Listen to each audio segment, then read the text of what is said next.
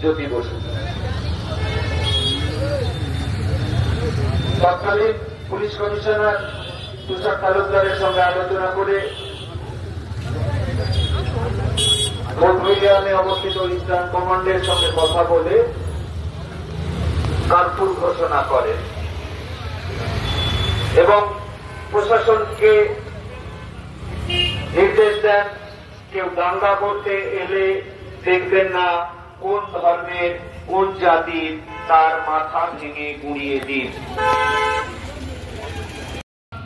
বলে উঠতে পারিনি ঠিকভাবে, হয়তো আমরা আপনাদের কাছে আমরা যা বলছি আমাদের বক্তব্যটাকে সঠিকভাবে উপস্থাপন করতে পারিনি, সেই কারণে হয়তো এরকম হয়েছে যে আমরা আপনাদের বিশ্বাস করাতে পারিনি।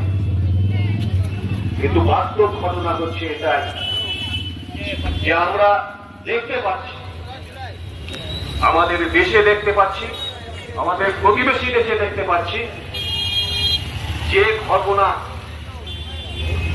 গরিব মানুষকে হাত করে দেওয়ার জন্য, যে ঘটনা 6 ডিসেম্বরে দিচ্ছে ডাক ভারত। আমরা আপনাদের কাছে আমরা যা বলছি আমাদের বক্তব্যটাকে সঠিকভাবে উপস্থাপন করতে পারিনি, সেই কারণে হয়তো এরকম হয়েছে যে আমরা আপনাদের বিশ্বাস করাতে পারিনি। কিন্তু বাস্তব ঘটনা হচ্ছে এটাই যে আমরা দেখতে পাচ্ছি, আমাদের দেশে দেখতে পাচ্ছি।